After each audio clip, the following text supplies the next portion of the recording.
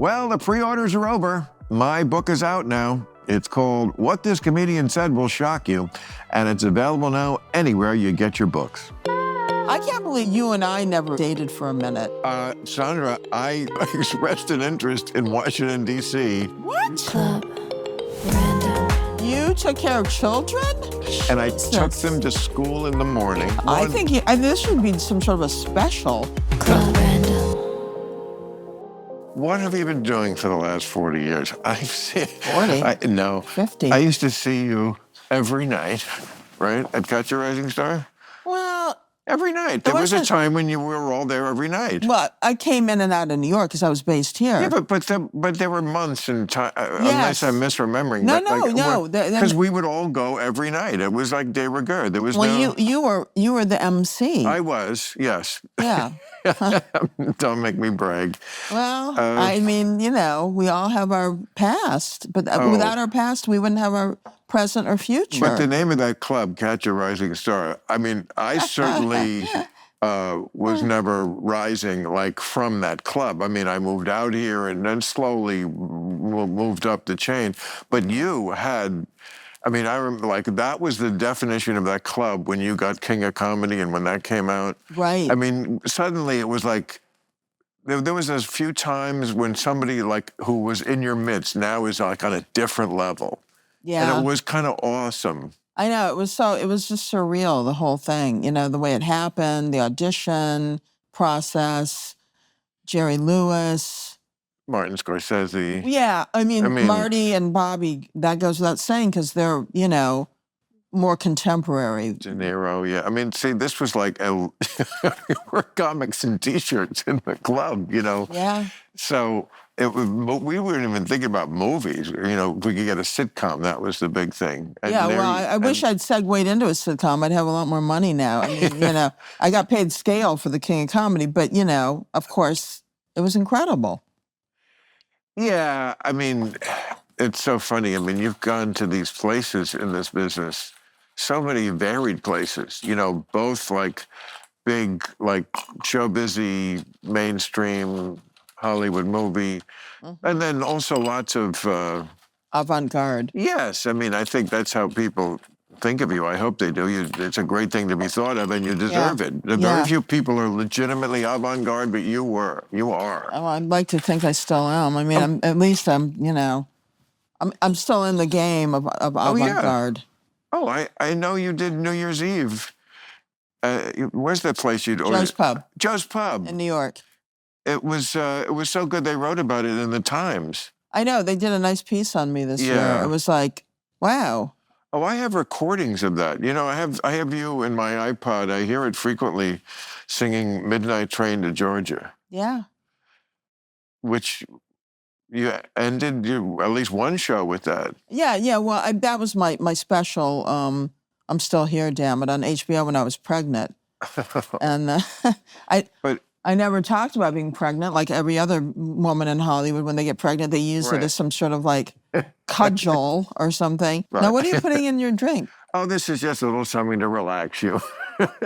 And because you're not relaxed enough? Well, it was like some sort of milky, is that THC or something? This really blows everybody's mind. What is it? It's Jing. Jing. What's that? It's... You know what it is? It's a way to have diet soda, carbonated diet soda without any chemicals. Oh, good to know. Yeah.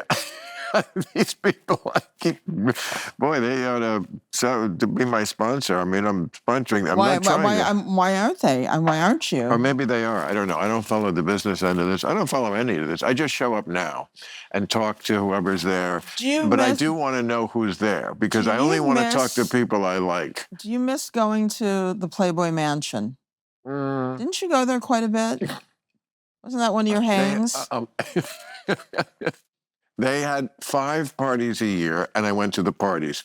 So I was there 5 times a year, and you'd think I'd lived there because they would always take pictures when you're there, and then they would be in the magazine. So like 5 times a year, my picture was in the magazine. So they look like... No, it was the Midsummer Night's Eve Midsummer Night's Eve. party. Right. That was where the women wore lingerie and the men wore, like, whatever you wear to bed. What do you wear to bed? A 3-piece Oxford suit. No, I wear a smoking jacket, sometimes pre-bed, a legitimate smoking jacket. And everybody always says, "Oh, Hugh Hefner." It's like, okay, he certainly loved his, but he didn't invent the smoking jacket. No, of course not. Professor Henry Higgins wore one in My Fair Lady. Exactly. And wore it well. Do you wear pajamas to bed? No. Do you sleep in the nude? I do not. I sleep in the nude from the bottom down. I don't. The bottom. So you wear like some sort of a shirt? I wear a T-shirt. Yes. Why? I don't know. That's just so funny. I mean, the idea of wearing something on top but not on the bottom. Well, because bottom's under the covers, whereas the top. You get a little cool, like a cool it's breeze could blow over you. A little too cold. Sometimes I like it cool in the room. I don't like being naked from the bottom down. I just don't sleep naked ever. And what do you sleep in, Jenny? I sleep in pajamas, pajama bottoms, and a T-shirt.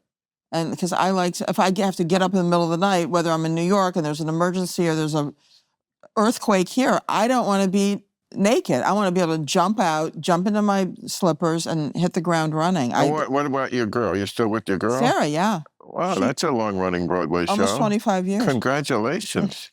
Wow. It had to happen sooner or later. Right. Well, no. I mean, it did though. It did. It did. I mean, yeah. I couldn't go on like that. I needed somebody to ground me, and we ground each other. But again, you were like in a stratosphere that us comedians were never in and have never been in. I mean, your best friend was Madonna. Yes. And I mean, shit like that. And I'm sure you were at all the hippest, most innest places and parties. And I was. But that doesn't even exist anymore. I mean, that sort of like level of groovy. Really? No.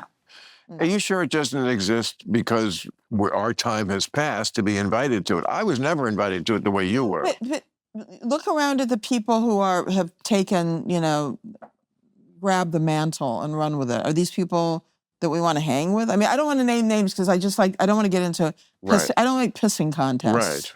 I'm tired of that. Right. But for me personally, I mean... You're saying the cool kids in the class are not that cool.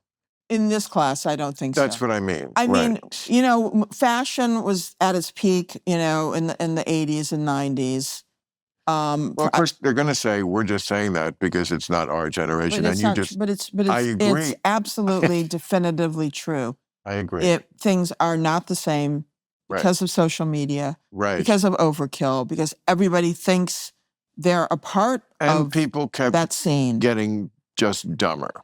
As far as that's a fucking understatement. No, especially with social media. And a lot of it is just reading, like reading a book is just a very passé activity. I think I mentioned this before, but there was a comic who hosted SNL one week and he did a routine about how, he just would never read a book. It's like, page after page of words? Are you kidding? And the audience is laughing their ass off because they all obviously agree and completely have the same feeling like a book. What are you, nuts? We don't read books. I mean, we scroll at best. So you're dealing with, if people don't have some sort of, I feel like even cool people in the Studio 54 days also like new shit. They weren't stupid. Absolutely. Mick Jagger wasn't stupid. And, Bianca wasn't stupid. Well, certainly Andy Warhol wasn't stupid. Right, wasn't stupid. And there were some just beautiful people there, but they were fucking them and snorting coke off their ass. They were, but there were also just people who were like, you went out to a club and it was sexy, but it was also probably intellectually stimulating. I don't know if that happens amongst, and again, we don't want to say the names. Exactly. You don't want to say, for two reasons. I don't want to be in a pissing contest, and I also don't want to elevate them to make people think that it bothers me or I think about them, because most people I don't think about. Right. And it's just better left unsaid. All right. Let me ask you something that I'm fascinated with, and I'm so tired of this conversation. But I'll throw out one name, Mark Harmon. No, Mark Harmon. I'm just kidding. I am so tired of people talking about how you can't say anything funny anymore.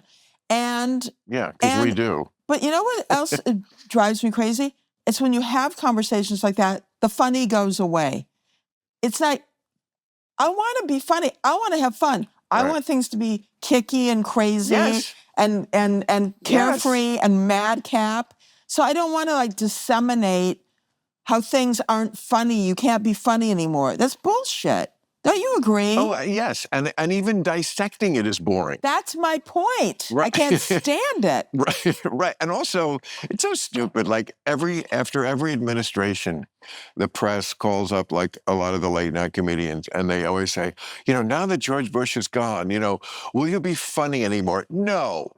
Comedy will end, and we'll all forget how to do it, and everyone in Washington will be so perfect and nonsensical that we won't have Exactly. It's just so Well, there's no chance of that anymore. That's for goddamn sure. Let me ask you another question. There's so many things I wanted to ask you because I haven't seen you in so long. If you had Yes. your choice of what you consider to be the perfect candidate for president, who would that person be? Me. Not as a candidate, but to do the job. I think I could do the job great. But Why of the course, fuck? Why the I'm sure fuck aren't you? all of America thinks that. But Why don't you? because I can never win the job. And quite frankly, I'm not willing to sacrifice what I'd have to sacrifice to do the job. But it's a moot point because, I mean, are you kidding? I wouldn't even go on a roast, let alone put myself through a presidential campaign. The things they would say about me and not that I've ever really done anything bad in my whole life. But, I mean, it's the perception and, never married and pot smoker and atheist. And are you kidding? But I like my job. I think that seems right on target now. I mean, I think that would probably be the best possible. No. First of all, unmarried for my whole life. Mm-hmm. The half of them would think I'm gay.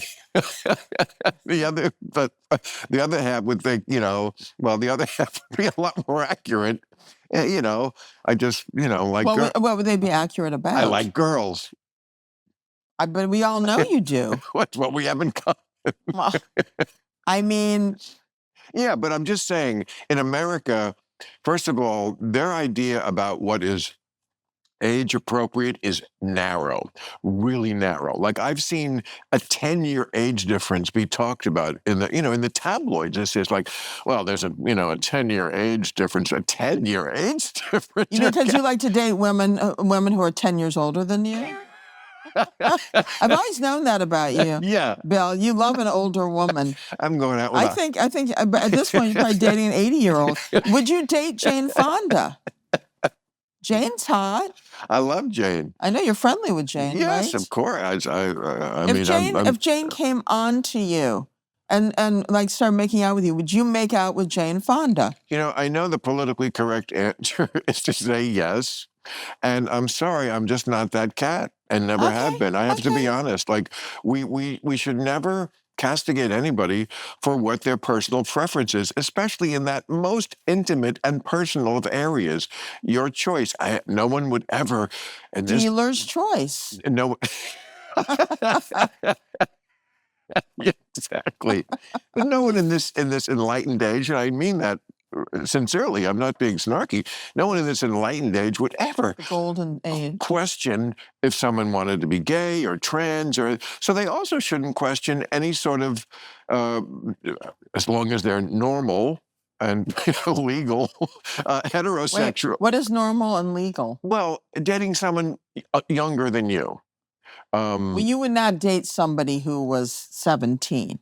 No, that's illegal and inappropriate and not even attractive. So at this point, what's the cutoff that you would think people would judge you for dating somebody younger? Anybody less than 60. That's what I'm saying. Their window is so narrow for what they find. Because they're jealous and Exactly. they're envious and they wish that they had, the freedom to date somebody. I know all everybody that. Listen, it's okay when Cher does it.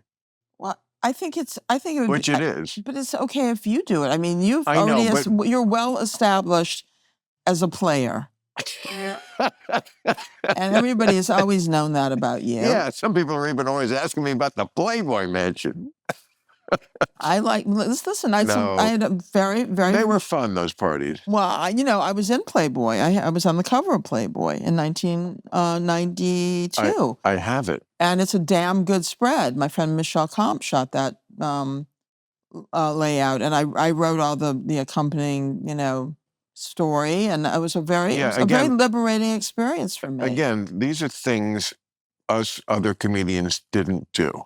We were just there's not. chances of a male comic, like being a model is like almost next to nothing. But a Playboy cover is iconic in a way few things are. Well, I don't think there's any other comedians who've done that either. So no, I mean Trump got it once, but it was very rare because obviously the cover was usually wasn't it the girl in the middle?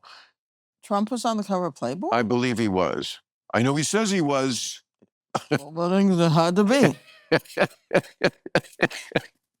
I mean, isn't that amazing? Can you imagine back when we were in Catch a Rising Star when he was like he was famous even back then, the early 80s. And whatever. It was like he was just a New York kind of fixture.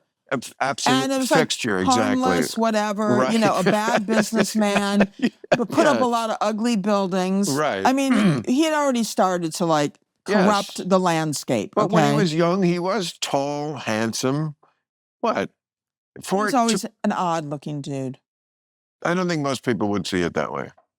I know. I mean, look, he couldn't wear a suit. He had the worst taste in well, he had a haberdashery, shall we say? Yeah, that's true. But he was not going for that.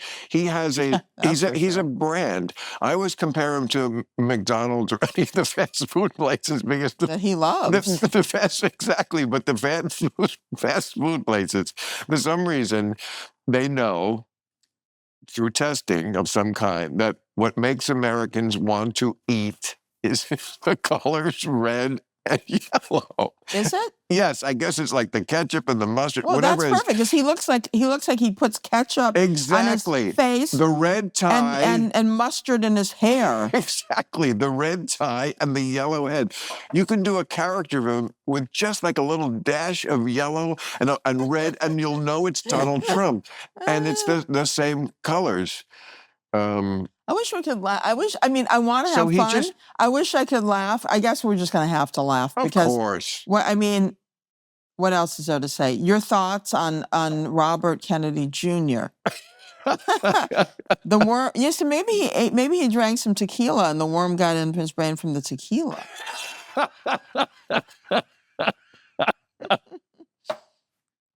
Remember great. in Urban Cowboy when the bad guy that Deborah Winger like temporarily hooked up with took the worm and like this and ate it. It was very sexy and creepy. I remember the movie at the love time. That I haven't seen movie. it. Oh, really? Should I watch it again? Yes, it's Urban Cowboy. It is one of the best movies ever made. It's sexy. It captures America. Right. And Deborah Winger is like. She's next level. Yeah, I mean, she certainly had a run there with terms of endearment and Officer and a Gentleman. What? Don't talk to me about how much I love Officer and a Gentleman. Now that one I could watch again. I watch both those movies whenever they're on, along with, of course, The Godfathers. People can't get ready for me. My girlfriend, every time she walks in, she goes, "Don't tell me you're watching The Godfather again. If it's on, I'll watch it. It doesn't matter if it's like the long, drawn out version, the one with commercials. If I come across The Godfather 1 or 2 and it's on, I will sit there mesmerized like I've never seen it before. I've been trying to figure out how many times I've watched each one. I'm sure at least 100 each. 100? Yeah. Oh, well, because I went to see it when it came out. My father took me to see Godfather 1 when I was probably 15 or 16. It came out in 70. Was it 71 or 72 was 72, the first one. Yeah. 74 was the second. Okay, so I would have been 15, 16, and I went to see it, and I've been obsessed ever since. Me too. I thought I was bad, but But I can just see you being somebody like if we were hanging out and we were just like watching TV and The Godfather came on, we would just go. We'd put everything else aside, and we would be laser focused on The Godfather. It's an abortion, Michael. Unholy, just like our marriage. It was aborted because all of this has to stop. And she smacks her. Oh, Right. ah, That's the one that's funny that of all the things, that's the scene. yeah, But that is a yeah. pretty, most people wouldn't pick a K, but she was great in it too. Oh, And that is a great moment. But of course, I was heartbroken when the woman he marries in Italy gets blown up. Apollonia. And that was sexy. That was hot. And then there was never another mention.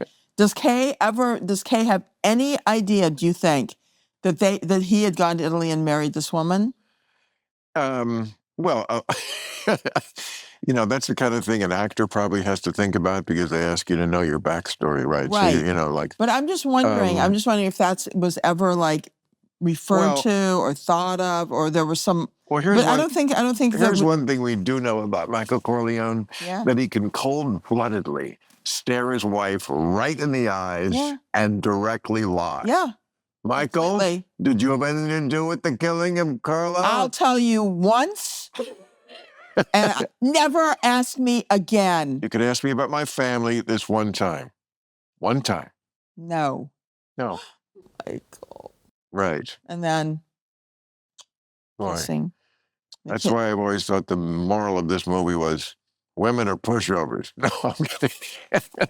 Well, a lot of them are. I mean, a lot of them are. Who was I thinking about, actually? It's like, once in a while, I stay with my friend. You know Michelle Lee of Knots Landing fame? Of course. I stay with Michelle Lee when I'm in LA. Oh, and wow. we have the best time.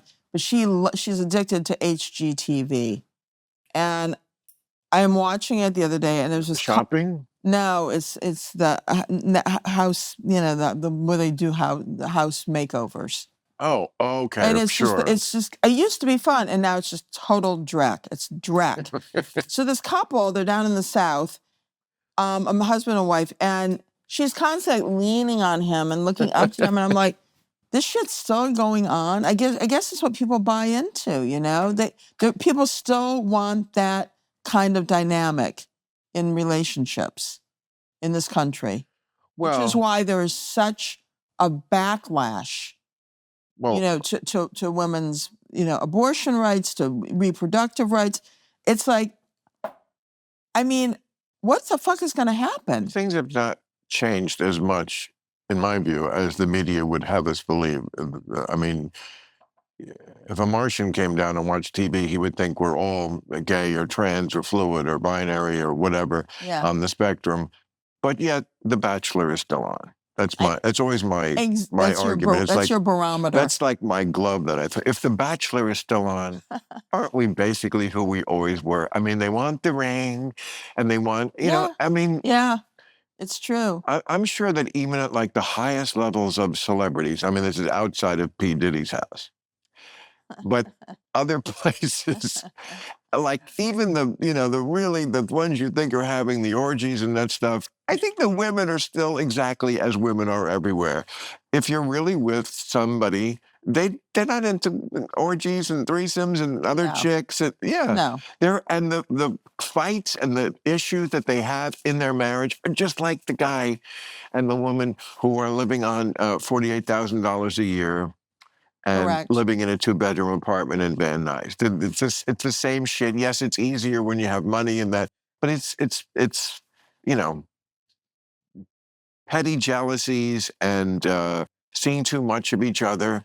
Yeah. No matter who you are, even if you're the beautifulest people in the world, if you see each other every day, it's so obvious that they get sick of each other. You could just track it through the pictures in the tabloids. Tabloids, I always say it, they can lie about a million things, but pictures don't lie.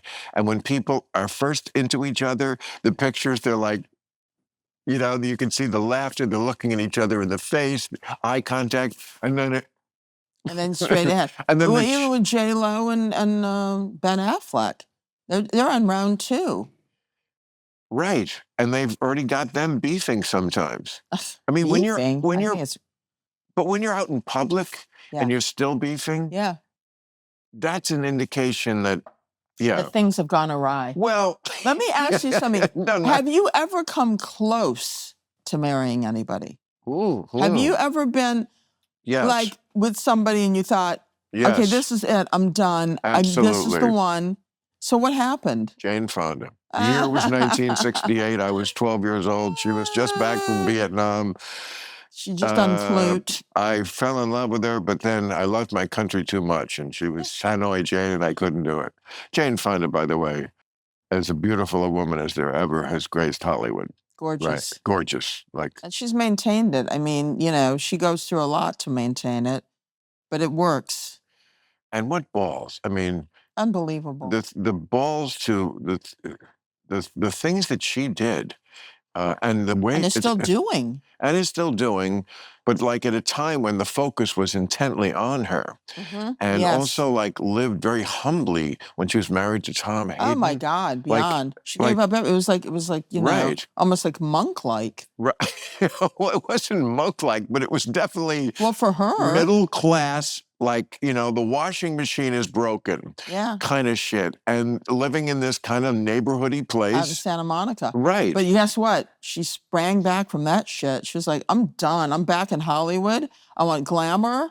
I want to have fun. I want to have a hot house and be sexy Right. again. She's like, enough of this shit. But she has never lost her sense of social justice. Yeah. No, she hasn't. I mean, she's out there still getting arrested. It's unbelievable. Yeah, for the climate For stuff. the climate, you know, situation. I don't We'll know see. if But no, that's- seriously, have you ever thought this is Yeah, it? I was engaged when I was 29. Okay, where were you at that time? I was in my first house living out here on Orange Grove. Drive. Orange Grove. No, Orange Grove. Orange Grove. It's Okay. 1 block east of Fairfax. Yes, I know Orange Grove. Yeah. I was on my first apartment was on Oh, Norton Avenue. No, this was my first house. It was. Excuse me, in this year. Yeah, Okay. California. It was the cheapest house you could possibly get. The California bungalows, but they were charming. They were from the 20s. Oh, the best. In some ways, they were more interesting than the houses today, molding and like lots Beautiful. of fine work. Yeah, I had a that they- Spanish bungalow in the Yeah. valley from the 20s. I mean, it was a neighborhood that was fighting for itself. I did wind up moving because the whores kept hanging out on the corner. So it was Just the ones from my house. I was No. going to say, was that the breaking point? No, no. So no. who was the person you almost married? You were engaged to? Oh, well, somebody I met in 1985, probably at the Improv because I lived there. Yeah. And I can't really remember. You don't remember her name? Oh, I do, of course. I'm not gonna say it now. Are you in touch with her? I'm not in touch. It's been a minute, but In a minute. we Did she end up getting married? I believe she did. She was from the Midwest. I spent a little time in Where in the Midwest? Iowa. Ooh, I spent some that's rough. I spent Shit. That's as rough as the Midwest gets, honey. I'm from Michigan originally. At least Michigan's got, Motown. It's got some edge. Iowa's actually one of our richest states. In what way? Money, How? farms, What do they grow in Iowa? food. Well, I Which know, is- but like wheat? Oh, that's not Kansas, and isn't that more further Well, west? Iowa's certainly the breadbasket. Bread, is it? Absolutely. Jesus how Christ, different? My history is for shit. No, your geography. I mean, it's. I mean, if And my history, though, that's a second. I mean, it also borders Illinois, so it's Okay. it's not that far from Chicago. No, I'm it's- just kidding. No, I'm just telling you. I I thought the same thing, but because of the Iowa caucuses we see every year, Yeah, but that it's- brings out like the evangelical weirdos and shit. Oh, I'm sure it has a million fucking rednecks. I mean, it is Iowa, but I'm telling you, it's not as stupid as you think. No, It's no, actually and of course they have well- the Iowa Writers, lab where they do every year. People come and have these writing sessions. They're very intellectual. they're making writers in the lab now. Well, sort of, along with meat and everything else. No, I forget what it's called. It's called the Iowa Writers Oh. something or other. But Summer is almost here, and it's time to really focus on looking good, and that starts with your skin. Stop cycling through the endless amount of trending skincare products and use the brand that supports today's episode, OneSkin. Founded by a team of 4 female PhD longevity scientists focusing on what they named health span. After testing thousands of peptides, these gorgeous youthful scientists discovered something called OS1, the first ingredient scientifically proven to reverse skin's biological age at the molecular level. Their flagship product, OS1 Face, is clinically proven to improve firmness, fine lines, and overall tone and appearance. Is your current skin regimen clinically proven to reverse the molecular age of your skin? I highly doubt it, so give OneSkin a try and see the difference. For a limited time, our fans can get 15% off OneSkin with our code RANDOM at oneskin.co.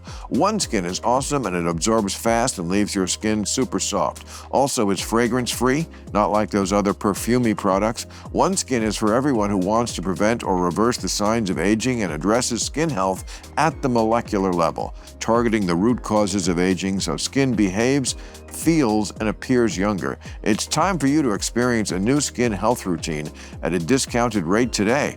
Get 15% off with the code RANDOM at oneskin.co. That's 15% off at oneskin.co with code RANDOM.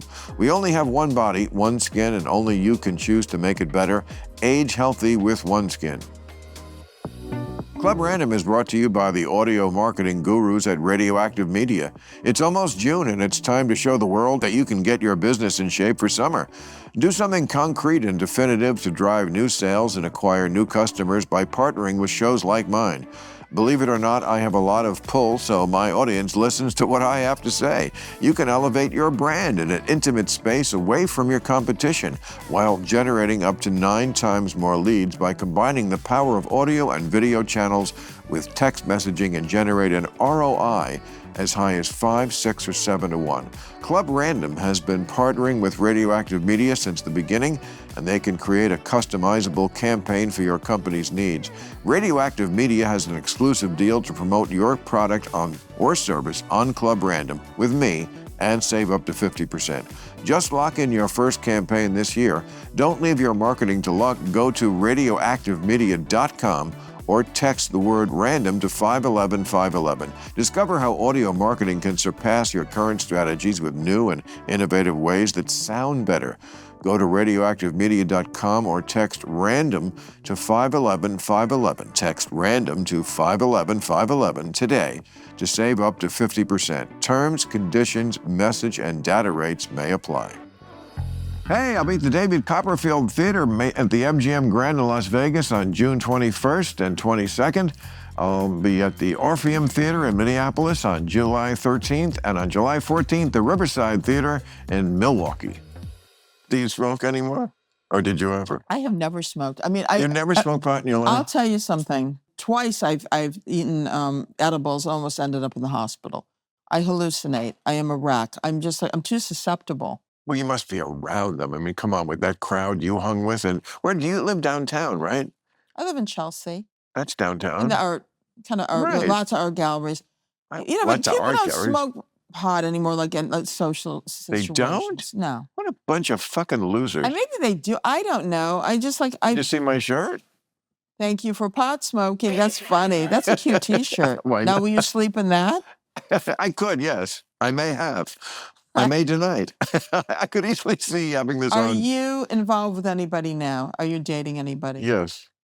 Somebody for a while or somebody new? Yes. How long do they usually last? A year? 'Cause the Um, last time I saw you, this is you were in my apartment because we hung out at Natalie Maines, who I had dinner with last night. Oh, She sends her regards to you. I was just playing for somebody her version, Natalie's version of "You Can't Hurry Love." Oh, You know it's it? unbelievable. Of I mean, course. the original. You can't really top it, but she Yeah. does it such justice. I Well, mean, you it's know, such. anytime she covers something, she brings something unique to it, and her voice is so crystal clear and beautiful that you can't falter. But anyway, so you were in my apartment. We were hanging out with Natalie, and you were dating a very fun woman who actually came to my show, my one that I was doing at that time. What year are we talking about? This was a long fucking time ago. I would say 2005. Okay, I'm not. Yeah, okay. So she was an interesting lady. I don't know if you were like hanging out with her that long. You might have been just somebody you were hanging out Right. with in Well, New I York. mean, that's certainly in the era when I was very, very militantly trying to maintain my singleness, you know. Your autonomy. Yes, which I still have done. I don't think, you know, you can ever really, well, I couldn't make it work with someone if we both didn't sort of feel that way about You go your own way. autonomy. So So, how you know, often it's a all week good. do you see somebody when you're Oh, in any kind of a semblance of a relationship?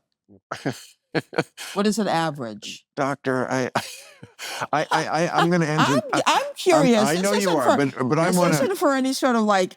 I know, but I want to answer these questions in generalities, and Okay, fair but enough. I do want to answer them because I want you to know everything about me. Well, it's about time. It's been I know, it's been a long, long, vice long versa, absolutely. road that we Hey, haven't you know what? traveled Someone together. wrote in my high school yearbook once, you only get to know the good people at the end.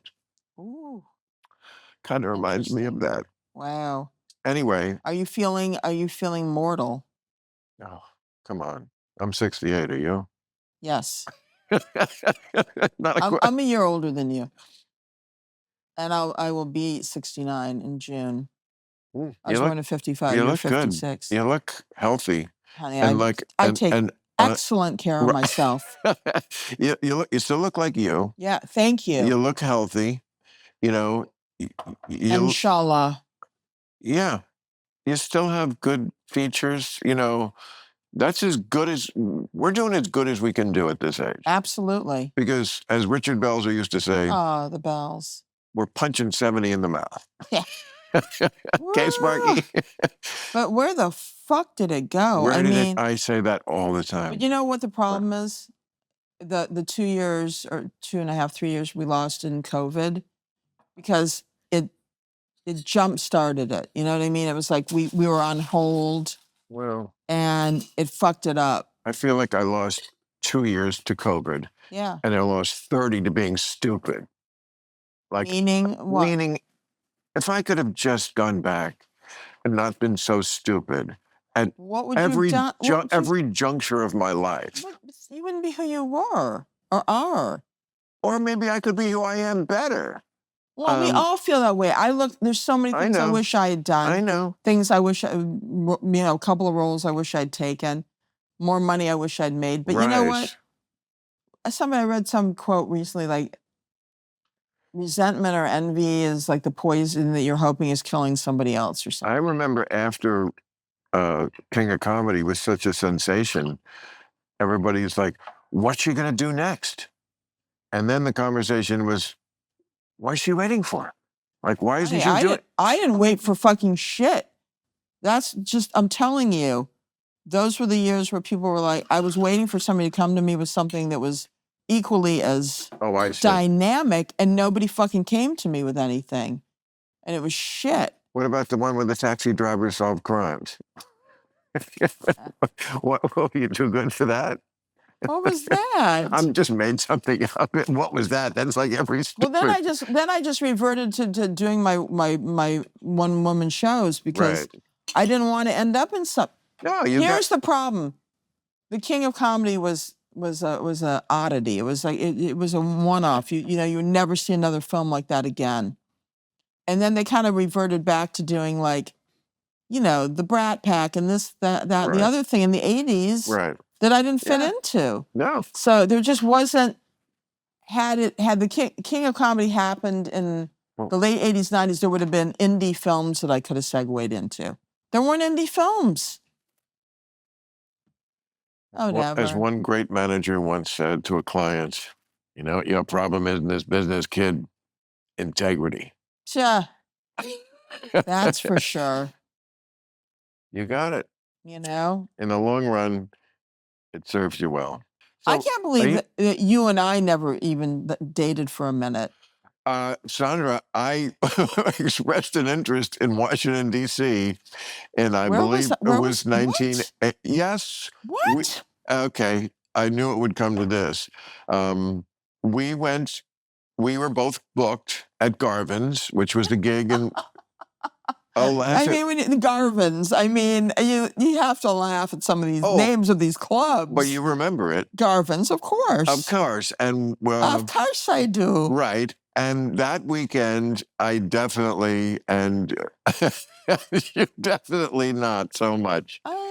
And you know what? Well, I was a damn fool. You were not. You made the complete right decision, and that's well, what you just would have broke my heart anyway. I mean, you know. No, I was just. I mean, at that age, that's what I mean about, like, I can't get back those 30 years when I was just so dumb about everything. Like, there's a good example. Just if you want to just pick out a moment, if I wasn't an idiot back then, maybe I could have scored with you. You could have. Right, exactly. I could have, if I knew how to step to a woman, which I did not, which is not unusual for somebody who's 24 years old. But it does make life painful. And why wouldn't my life just be better if I didn't have to go through that stupid pain of always doing that? You know, I told somebody this before, but you'll be amused, I think.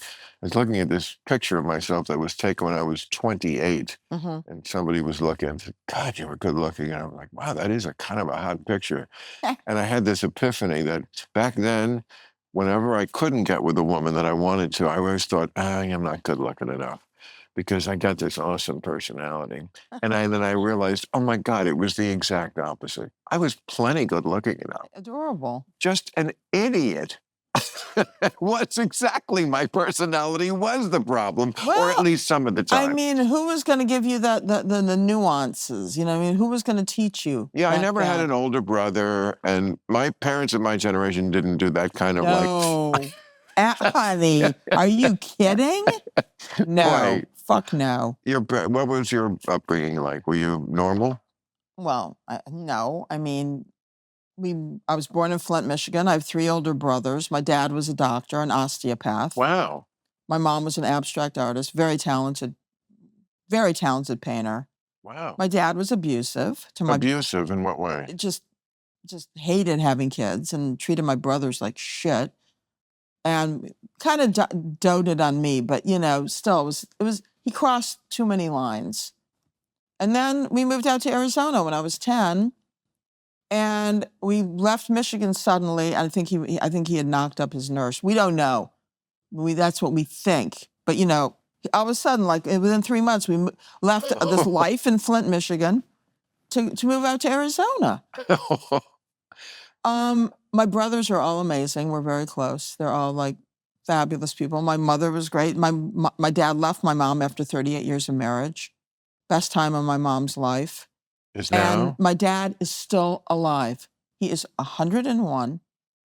He lives in Arizona, completely with it. He's totally estranged from me and my brothers, but we keep tabs on him, secondhand tabs. And you have no desire to heal that before he goes? Tried. He won't do it. No, he is estranged from us. What is he mad at you for? He's just mad at all of us because he thinks we ruined his life. He thought my mom ruined his life. We don't know. Really? You really don't know? No. There was absolutely no reason. What is he? What is he? Is he remarried? Yeah, he's remarried twice. So he has a wife now? Yeah, he's with a woman named Bonnie, who's a lapsed Mormon. How old is she?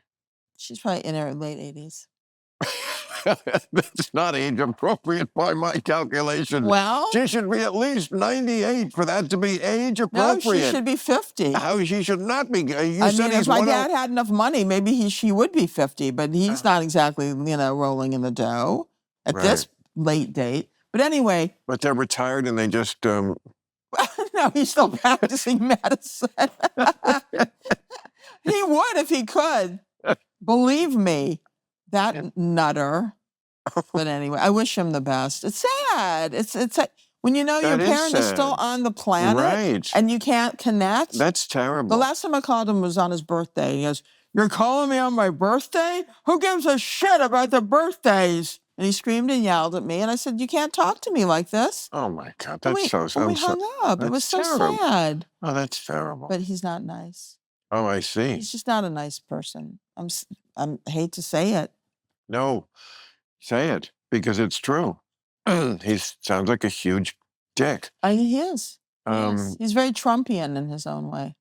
Yeah. And then the years unfold for a lot of men, as you know, and they get caught up in, the white man complex. Like, well, we've been blamed for everything, and this is this, and this is. So, I think he got swept up into that. Yes, I call it the Fox News vortex. Well, he's definitely in Fox There must be News. one of those swirly things on Fox News because they exactly. I mean, they Roseanne. Wait a minute. No, that's You talked to her lately? yeah. She sat right there like a year ago. How was that? It was awesome. She was on her best Roseanne-ness that day. It's so funny. We did like an hour and 20 minutes. Then she went, "I gotta go to sleep."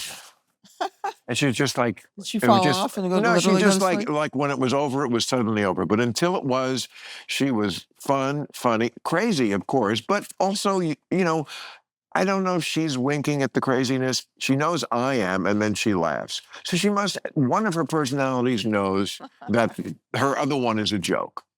And so it was fantastic. I loved it, and I love her. But there's someone who got into trouble because she watched Fox News, and she got swirled in to this worldview and she's she has never met a conspiracy theory she doesn't love. That's what I as much as I knew her or didn't know her, I didn't realize how deep she was into all of that. But by her own by her own admission, she was in a car accident, a bad one. Right. I forget about that. Yes. Well, and she had, and she, I was just saying she bumped her head very badly. And, she has not been exactly, compos mentis 100% since that. All right. So maybe there was some damage. There was. And okay. She deserves a lot of credit for all she's accomplished with that as a albatross around her neck as a baseline above her neck. But yes. Well, the show, the original Roseanne was one of the most brilliant things. Well, you were on it, right? I know, and it was like to watch her right in her métier. I was on it 1 week. Was I there? I believe you were. But only for like a few lines, maybe. Yeah. I played a boudoir photographer. She wanted to spice up the marriage by having boudoir photographs taken. That's insane. I love that she came to you for that. She's great with that. That's the thing. Oh, she cast that show to perfection. Well, they just gave me that job because they knew I was struggling. You were struggling that recently? Recently, this is like 1990. Okay, well, I always remember you from the get-go of being successful at that point. Absolutely not. I came out here in '83. I was doing the Tonight Show. I got on Were you writing on the Tonight Show? No, I was being a little chimp for 6 minutes. Here are my 6 minutes of jokes. Oh, okay. That was fantastic. You're great, funny stuff. We can all relate to that. That's Bill Maher. He's going to be. You do good impressions. Jeff Steinfeld. That's what he called Jerry the first time he. Jeff Steinfeld. Isn't that perfect? He's funny. It works at all the comedy stores. Jeff Steinfeld. Hysterical. I know, but what are we talking about? You're talking about how Roseanne gave you a gig. Absolutely. And also my very first episode of Politically Incorrect, that show, which you helped make famous with your spat with that guy. Oh, my God. It was literally a spat. I spat at him.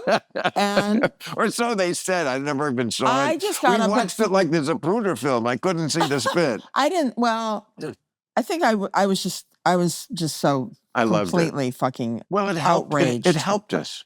We were a brand new show on a brand new network, and there was this is before social media, but there was because it was you, this viral buzz about oh, wow, you got to watch this show. It's not just like the other talk shows. They spit on each other. But that was the idea of the show, was to cast it was brilliant. mismatched people. So it's absolutely brilliant. Sandra Bernhard with the preacher dude, there's going to be some spitting. There's gonna be woo. There's more spitting. Because he started like weighing in about what Judaism, and that's what put me over the fucking edge. Yeah. Whatever it was. No, wait a minute. Is your mom Jewish or your dad? Yes. I mean, I always say Jewish because, Ish. I never found out that she even was until I was 13. She didn't go to church with us, but I never questioned it. And then, I mean, I've never been in a temple. She's never been in a temple, but culturally they were Jewish. Yes. So your mom grew up. Her parents were Jewish. Her father left immediately, so she had a single mom. I don't think religion was like... No. I'm not, no. I just mean the blood of Jews. The blood of Jews. Blood of Jews ran through you and her and your grandparents. I guess so, yes. Is your mom still living? No. She'd be as old as your father. Yeah, okay. At least they'd be age appropriate. My mother's not living either, sadly, but yeah. Your mother what? My mother as well is no longer living, sadly. But my father was way outlived her. But you parted ways with your mother on great terms. Oh, the best. Right. She was unbelievable. How old did she live to? 92. That's pretty good. It is good. No, my mother was an only child from, like, this was way ahead of her time. The father left, like when my mother was an infant. So your grandparents, my grandmother, and so she raised my mother, but with it was one of those. It takes a village. Yeah. The family, the grandparents. This is much more common these days. Yeah. Than it was then. And the father just took off, and she never really knew him. So. Know about your dad? What did he do? He was very, that was Irish Catholic, Really? Oh, yeah. Maher is a very Irish name. They were, I mean, my grandfather, who I never met, he was dead before I was born, but he had a brogue. Wow. I mean, he spoke so he came over from... No. But the Irish, he was not the first one here. I think that was the generation before. Yeah. But he had the brogue. It just came with the territory. Well, the Irish, I mean, things were very clannish, they were like all the... that's what I mean. It was always just like, they were around. They were all the cops, that cliche of the firemen. Oh, Melly on the corner with your big shillelagh, that, and the firemen, right, and the Pauls, and my grandfather was that. He was the head of the boatsmen's union. Where was this? This is New York. Oh, and did you grow up in New York? I did. I grew up in New Jersey. Okay. Suburb. And do you have siblings? Yeah, I have a sister. Yeah. But close, when I lived close to her? Yeah, I think we're pretty close. But when I lived in New York, when I knew you, I mean, that was always I was a little Tony Manero in Saturday Night Fever. The guy across the river in the borough who's looking to Manhattan as the place. If I could just get to Manhattan, at least I'll be in the place where the cool people are and the things are happening. And so, like, moving to New York, to Manhattan, into my rat hole. Where was your first apartment? Oh, my God. Well, first I lived in a rent-free situation. Of course. It was a big fucking... penthouse apartment on the east side, and I lived in the maid's room, which was about as big as where we're sitting here. The bed came out of the wall. A Murphy bed. And so I lived there rent-free in exchange for what I had to do. Which was? I was basically the au pair, and I hate children. I was like... You took care of children? I know. Jesus Christ. You do what you have to do. I just got a heart palpitation. I know. Oh, my God. That is the funniest damn thing I've ever heard in my life. It really is. What did you do with kids? How old were they? There was twins and then an older one, and I took them to school in the morning. Okay, well I can see you being able to accomplish that. I rode on the bus with them, and then I'd go home and sleep because I was up all night at the clubs. Right. And then I would have to get up and pick them up from school, take them to their stupid after-school whatever shit they did. Yeah, their after-school activities. Yes. And then I was supposed to speak French to them. That didn't work out too well, but with an Irish brogue. Wait a minute. Do these kids know about this? Are you in touch with them? No, that was one. I think this should be some sort of a special. By the way, Bill Maher was your nanny. That would be a wake-up call. How old do you think these kids are now? Oh, I can tell you exactly how old they were. How old? Okay, so... It was 83? No, 83 is when I moved out here. This was 79, my first year in shit, so they're like... Yeah. They're in their 40s. Well, I mean... Wait a minute, maybe... They were like... maybe you can date one of them. Too old. Too old. Too old. Way too old. And they were boys. Oh, I thought there was... The I thought there was one girl. I would say the twins were 7 and the older one was 10. So he was born in 1969. So he's 31 plus 24. He's 55. Oh, 55. You're right. Wait a minute. How did you get this gig? What parent did you know? David Remnick. Yes. David Remnick? Could I finish? David Remnick, yes, that David Remnick was a friend of my friend, suggested I look in the back pages of the Village Voice for rent-free situations. I went on one and it took me, I was so naive, it took me an hour to realize it was an old queen. And, I don't know. This is a toss-up. Old queen, 3 kids. I don't know, Bill. No, not this one. This is the first one I went on. There was an old queen. No, I'm kidding. I see. I'm saying what would have been a more appropriate setting for you. Roommates with an old queen and with you carping and bitching like, the odd couple, or taking care of 3 children. Well, he would have wanted blowjobs. Oh, and stuff, okay. So there was like I mean, I finally caught the hint, But then I saw this one, and I talked my way into this one. And then my girlfriend at the time, who was in Israel, she was a linguistics major, and this is right after college. She would come back for like a month at a time and live with me in that little shoebox of a place. And I had to tell them it was my wife.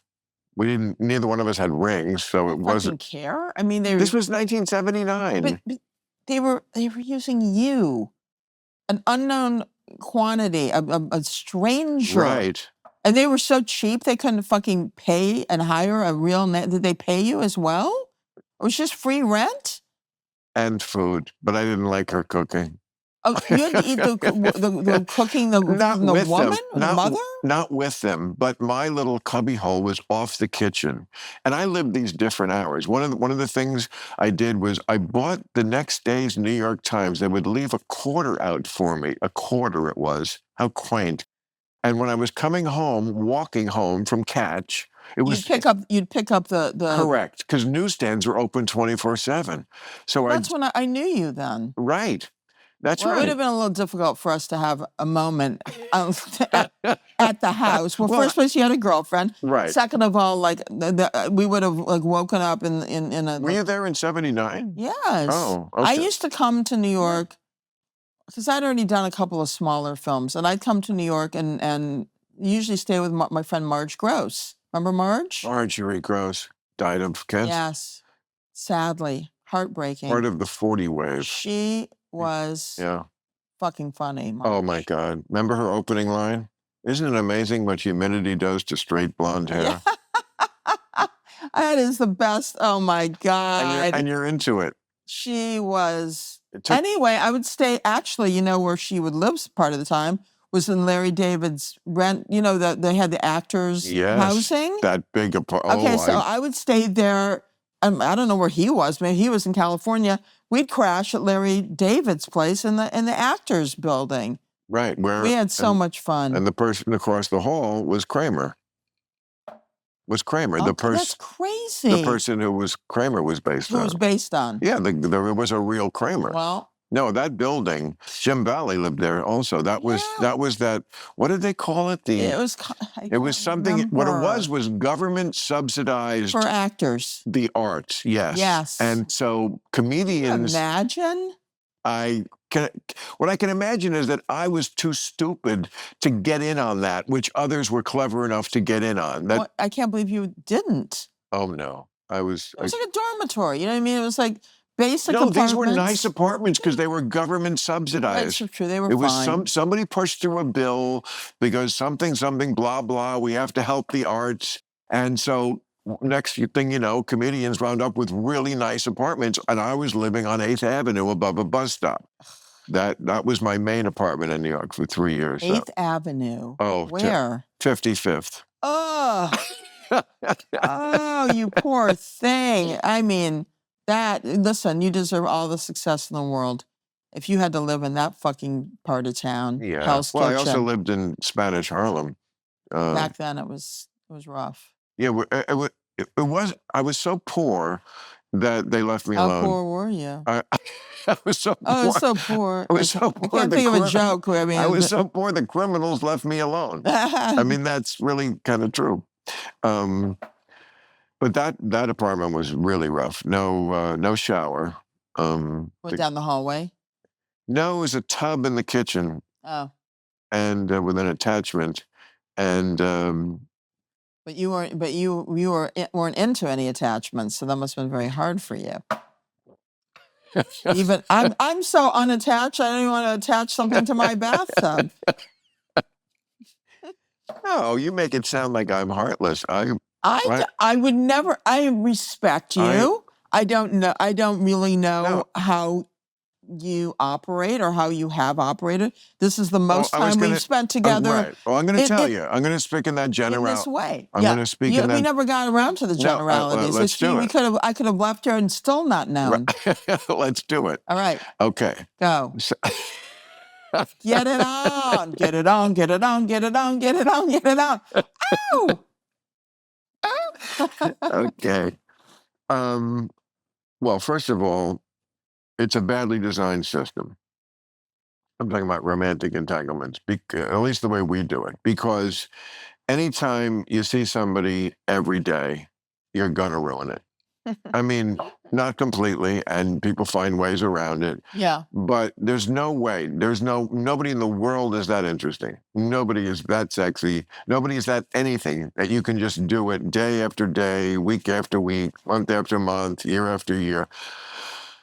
Decade after decade, century after century. Okay. Millennium after millennium. Yeah, right. And this is what people don't want to admit or say or pretend isn't true. But of course, I will do it. And I will take one for the team and just say that's the truth. So the secret is to somehow find a way to have continuity without like that over the top constancy that makes everything numb. So that's my generality. And how you figure out how to do that, that is up to you, but that's what you have to do. Some people say, he travels a lot, so we don't see each other that much. Things like that can help. Mm-hmm. But I feel like you have to really build something into the system so that maybe there's no reason maybe why you're not seeing somebody every day, but it's better to miss them. It's better to miss them for most of the time than be over them all of the time. And the quarter of a century. Just pretend that they're like a war correspondent and they're gone. Oh, and then they come home and it's like, oh my God, you lived through the war again and we're together. It's amazing. Oh, and you got to leave again in another. So that said, how often a week? Well, again, we speak in generalities. All right. Okay. So generally, if you're with a person you're with right now, how often do you hang out? Maybe you don't even live in the same city. Maybe you don't even live in the same city. So maybe you don't live in the same city. Maybe you don't. Okay. Enough said. I mean. You don't want to go there. I respect you for it. I don't have any truck with that. I don't give a fuck. Good, of course but you shouldn't. I never have. No, you shouldn't. I'm open to as long as, you said it, as long as people don't hurt each other. Do you remember the Woody Allen movie? The title was Whatever Works. Yeah, I think that was one of his lesser offerings. Actually, I thought it was one of his more. Which Larry one? David played Woody Allen. Okay, let me talk to you about that movie. I had a part in it. The only time I ever got called by Woody Allen to be in a fucking movie. And I worked for one day. He, that night, wrote me an email and said, I apologize. I miscast you. It's all on me. And I am terribly sorry. And replaced the role? Yes, Or replaced me. we're the one that Larry David... They fell out of the window on. I don't remember the movie that close. Okay, well, isn't that funny though? That is funny. So I mean, maybe I don't have the warmest feelings about that movie. right. And I was like, now you're Well, casting me in something? And the character had 2 casts on her legs and a cast on her arm. She was replaced by an actress who I happen to really like, and I can't think of her name right now, but she was so much better. I'm not a Woody Allen type. You know, he likes and like Diane Keaton, they're kind of like, they're like this, and and they bump into walls, and like, and then yeah, they do. It's like me. Right. We were never gonna. We were never. Exactly. You're so right. We were never. Mia Farrow, Okay. the same thing. Yes. Hapless. Brilliant, but hapless. You're right. Hapless. He likes hapless women. Right. But okay, so there's a number of people who have done the stand-in for him also, actors like... Of course. I mean, like every one of Kenneth them. Branagh did it. Yeah. Who's this? But so many have done it. Right, so many. So many have done it. Some of them better than others. But but he writes the parts so that they have his vocal cadence. But my point is, Larry David was the one who kind of was appropriate for standing in for Woody Allen. They're both from Brooklyn. They both are... There is a, I feel, thread from one of their comedies. But he's so not like anything like Woody Allen, Larry. But I felt he pulled off doing the Woody dialogue in a way that was very naturalistic. Because maybe, but it doesn't matter, because at a certain point, well, I mean, but I mean, the subtext of the movie, of course, it kind of... Well, I mean, he was roundly criticized for, eventually marrying, but at the time just dating his girlfriend's adopted daughter. Well, Soon-Yi was there on the set. So I decided I was just going to lay in the hospital bed because they had these fake casts on me. I thought, I don't want to take all this shit off and do it. So he comes in with Soon-Yi, and I'm laying in a hospital bed, and he doesn't even introduce Soon-Yi to me, and he barely said 2 words to me. I was like, what is this shit? I don't even get to meet Soon-Yi.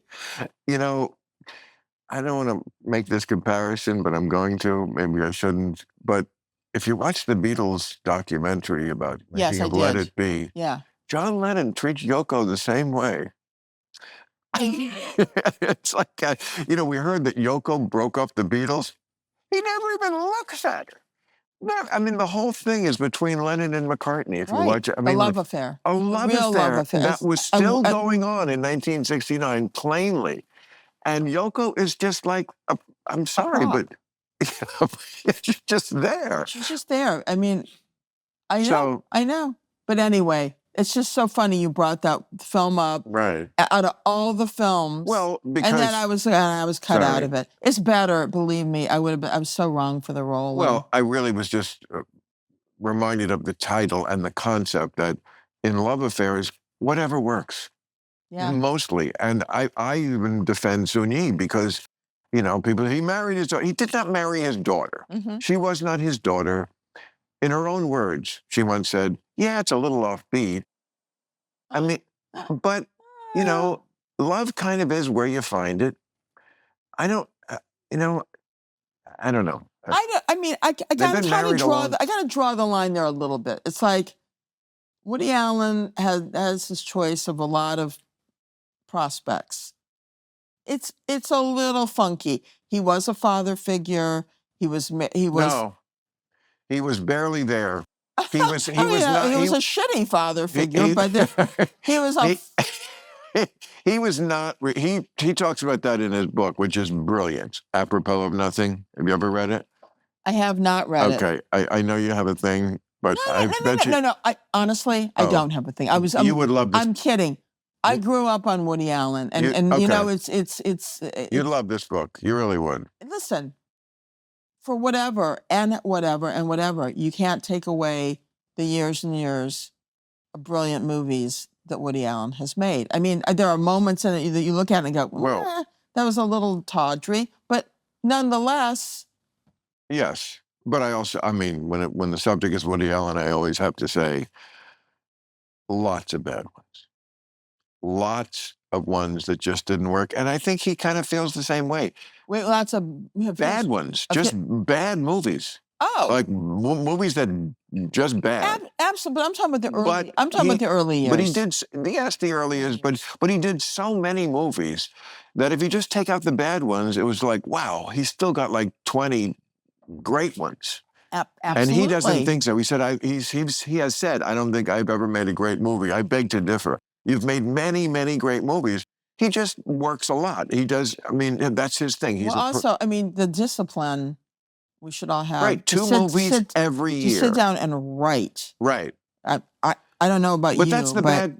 But that's the bad side of that. When you're like, every year I do 2 movies. There's it's no just like friggin' way you're gonna do endless. It's a little right. No. But we all have to be. We're all we're all just human, and we're all full of foibles and mistakes. Well, we're all slaves to our personalities that we were born with. He's the kind of guy who needs to do exactly the same thing every day. And in the spring and in the fall, I shoot the movie, and in the summer and the winter, I write the movie, and I get up at 8 o'clock and I do this, and he eats cornflakes every day. Yeah, whatever it is. No, it's just another. No, I'm just saying we all have our things that are programmed into us, and then it's out. So, I would like to. I would only hope and wish that the other 50% of humanity was as disciplined and had something that they got up every day and wanted to do with that passion. And I think that's the biggest fucking problem with our world. People have either had it beaten out of them, they never had the opportunity to even have the time to discover something they loved, or they just don't care. I mean, in his case, I mean, first of all, just read this book. Just as a writer. I will. It's just only because you'll laugh.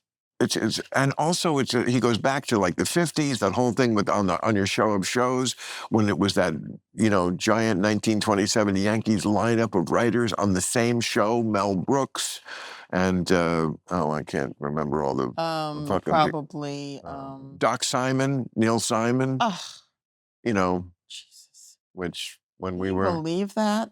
What? Neil Simon? Just those people, but all on the same show. Not even remember Mel Brooks, Neil Simon, Woody Allen. I mean, just right there, it's pretty crazy. But there were others, yeah. I mean, I must say, when I've watched those shows from the 50s, I find them to be horrible, not funny at all. Well, that's the problem. But they were great writers who went on to do other great things. I just think comedy doesn't translate through the ages. No, it doesn't.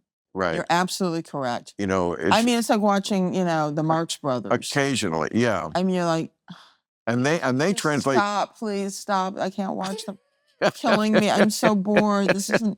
People who love the Marx Brothers now, I'm always like, you don't love the fucking Marx Brothers. That is such bullshit. Well, if you just took the best 3 minutes, you could. I mean, Groucho does get off some good one-liners, but you'd have to cut it way down. I agree. The whole movie is hard to get through. Oh my God!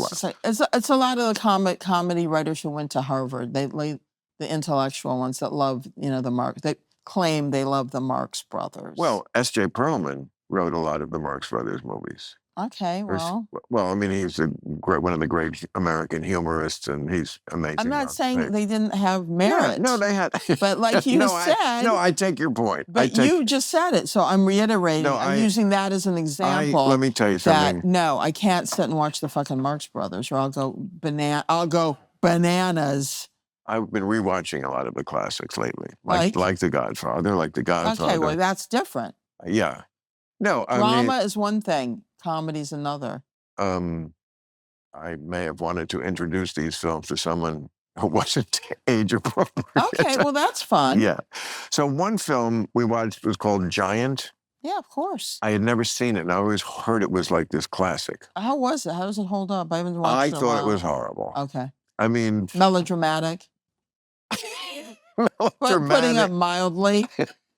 Just and long. Yeah. Really long, and it's about Rock Hudson is at the peak of his rockness, and he's super hot, and Elizabeth Taylor is the what? Gorgeous. I never thought so, but I get that. Is she not your type? Not really. There are lots of things about her. I don't.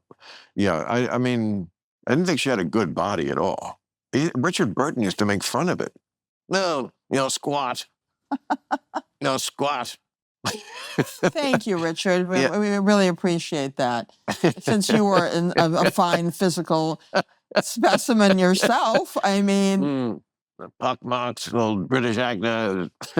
But yet the two of And them. here I am with the most beautiful woman in the world. Must be my acting. Did you do characters in No. in your act? I don't remember that, but No, and you I might have found a second calling. No, and I mean, I don't do them now, but I'm just saying. and yet, But yeah, you're blowing my mind. I didn't think. I mean, he's a rancher. He owns a ranch in Texas, like that's the size of Rhode Island or some shit like that. Right. And he visits her and her family somewhere. Anyway, he marries her overnight.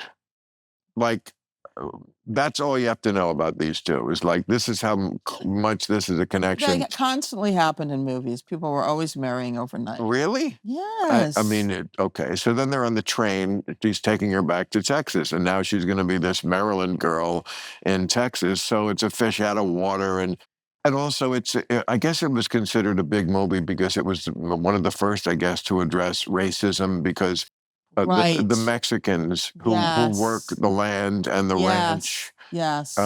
He's not properly sensitive to. It's not sympathetic. No. The plight of the Mexican farm workers. So it's very un-PC. And she's ahead of her time there and sticking up for the Mexicans and getting the medical care and Obamacare. She brings in Kamala Harris to make a speech. It's just ridiculous. But it's like, it's one of those that goes through time. So you see them age. So they're very... Oh, yeah. It's terrible. So now they're like... It's, yes, I remember. I have watched bits and pieces of it recently. I was like, the worst hair and makeup I've ever seen. Put the gray... A spray can of gray and bad, like they just take like a pencil and make the wrinkles, lines, deep furrowed lines with a pencil. Yeah.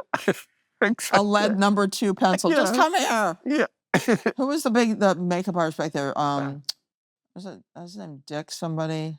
I don't know. The makeup artist from that time. I'm telling you. I'm sure Edith Head did the wardrobe. Edith Head. You're funny is what you are. Well, you blew it.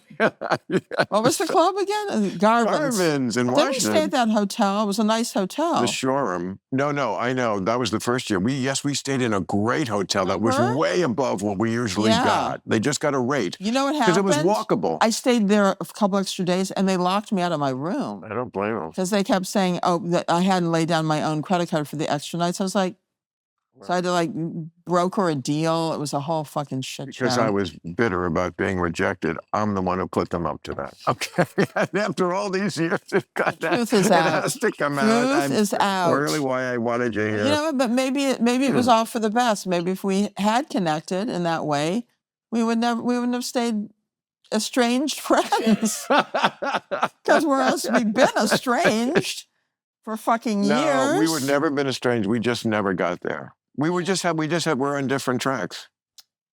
Would have been interesting. Hey, but this is like when it was meant. See? But when you think about it, it's like, oh my God, can you imagine sitting here now, had we done it, thinking about remembering how it was?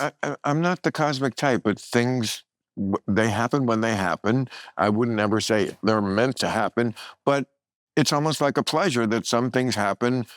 We saved it for now. And we have time left. It's like in the Beatles documentary, George says a great thing about Ringo, who, the crowd hated at first because they fired their old drummer. How could you get rid of Pete Best?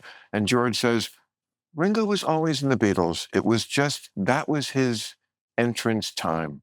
That was when his moment was to walk on the stage. Right. It was in Act 3. It wasn't in Act 1. But it was always meant to be because he was Mr. Spiritual. Yeah. And it's like that. Some things, hey, Like my high school yearbook says, you get to know the good people at the end. So, when was the first time you encountered like any kind of sex? High school? Yes, no, probably just like right on the sort of the tail end of grade school going into high school. I fooled around with a young boy who I had a crush on. I think he touched me down there. I was like, don't ask. I was like very young. So, But it wasn't like he was the same age as me. It wasn't like I wasn't like right. oh my God, this kid Yeah. is like, it was consensual. Yeah. I'm not fishing for No, like no. But I'm just I don't have like trauma in my life. I'm lucky. Well, you do. Your father. Eh, Are you kidding? A lot of. Well, that's look. I don't. I have resolved everything with my father. God forbid when he dies, I will cry. It will bring things up. But I don't. I've tried to mend fences with him. He's still not nice. I still don't like the way he talks about certain people. How old is your kid? She'll be 26. So she doesn't know her grandfather. She has met him and she didn't like him. Right. To no one's surprise. She was very instinctive. Right. She was like, But she doesn't. Creepy. She doesn't feel like that's something missing in her life. She didn't have at all. Yeah, of course. Not I mean, in the least. I liked my grandmother, my mother's mother. She was okay. I mean, she was cool. I could kind of tell she was a hip lady. But like the guy she remarried, Grandpa, I thought he was a corny guy. I could have easily never met him and be fine. And then on my father's side, I mean, his father was long dead. And Grandma Maher, I mean, she was, like the old Irish lady. She was like white hair and looked like George Washington. Just like, I don't feel like there was anything to that relationship. There was no all. connection. I don't feel like, I can't remember anything. The thing I ever remember about her was when she was sitting on the lawn. I guess she was babysitting on our front lawn, and I was throwing a hard ball way up in the air and catching it, and I lost one of them, and it came down and it missed her. Hit her? No, it would have killed her, but it missed her head by about a foot. Oh, shit. I just remember my heart pounding out. But that's like the only thing I remember about her, and so I don't feel like, I know some people get very close to the grandparents. I was very close with my mother's parents. They came from the old country, from a shtetl. Two different shtetls. In Russia? Yes. Russia? Yes. Holy, I didn't know you yeah. were. My grandparents came over the turn of the last century, and two brothers married two sisters. Were they fleeing a pogrom? Absolutely. They were. Yeah. The Cossacks were riding through. You feel that flowing through your veins? Because, But I'll tell you something. I am not, everybody's like up in arms now about being Jewish. Suddenly everybody's discovered their Judaism. It's like, I grew up Jewish. I was bat mitzvahed. I went to Hebrew school. I did the whole thing. I like being Jewish, and I go to Shabbat. I do my thing. But everybody's suddenly like, I'm Jewish, and I don't feel persecuted. Well, not persecuted perhaps, but there is an anti-Semitism afoot in this country that we haven't had in a very long time. And I never thought I'd see the day. I tell you where it comes from. It comes from the right wing, the extreme. No, it doesn't. You think it's left. You think it's from the left. Well, there is anti-Semitism on both sides. The right wing has the Jews will not replace us nonsense. Right. The left wing is even worse. What? That is coming down from elite colleges who see everything only through a racial lens. They are stupid. They don't know history. They think everything is about colonizers and racists and how awful America is. And America has done some bad things, but to drag Israel into this as the stand-in for every bad thing white people ever did, this is not any more complicated to most of these college kids than the Palestinians are brown and poor, and the Israelis are rich and white, even though half of them are not rich and certainly not half, not white and certainly not half rich. Yeah. But they think they're rich and white, so they're the colonizers and the apartheid people and the genocide people, and none of this jives with the facts. But can we get on the same? With the facts. Can we get on the same page and agree that Benjamin Netanyahu is a shit disturber and needs to be yanked out of Israel. He is not good for Israel. He is not good for Jews. He has also contributed to the global mistrust. And it's not shouldn't be Jews, it's Israelis. But even Israelis aren't to blame. He is solidly to blame for everything that's happening right now. He is so not to blame for everything that's happening. That's the fault of the Palestinian people and the religion of Islam, which gets lost in all of this. I mean, we are fighting. Wait. What? Islam, you've heard of it? No, but I'm saying, no, but how is that? What does that have to do with? You said Netanyahu was mostly to blame. Mostly to blame is Hamas. For what is happening right now? Right now is happening because for years, Hamas took aid money and instead of buying food with it and building buildings and hospitals, they bought bombs and made tunnels. Who supported Hamas? Correct. Yes, you're right.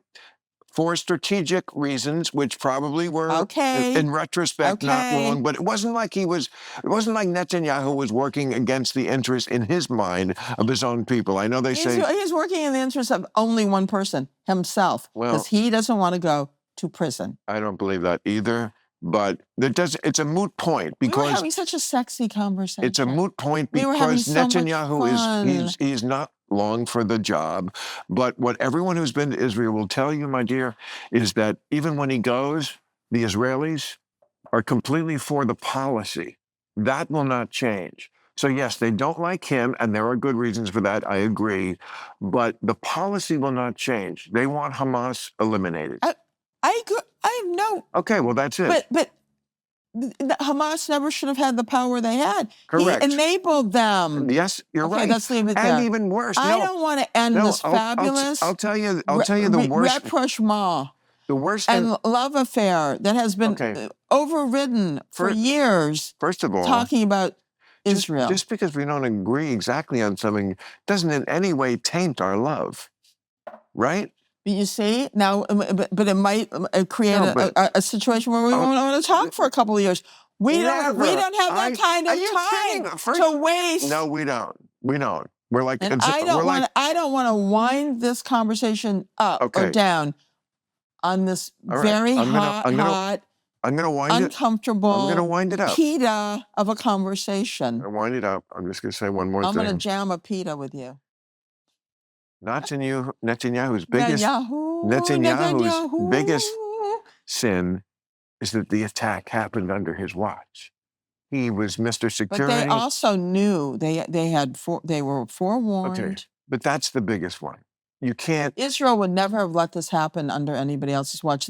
This was whatever it was. It was like you can't talk Bunyak that this happened. It can't. I was in Israel when the Yom Kippur War broke out. I spent 73? Yes. I went to Israel after. You were 17? I was 17. I went to Israel. I worked on a kibbutz for 8 months. I went to Greece for a month. The Yom Kippur War broke out. I flew back into Israel in the middle of the night and spent another month on the kibbutz working. Was there some revolutionary love in the air? Was there some socialist? There was from all over the world. Every volunteer on the kibbutz was from Sweden, Australia, UK, South Africa, America. We had the best. It was the best fucking time I've ever had in my life. And you fell in love with one of them?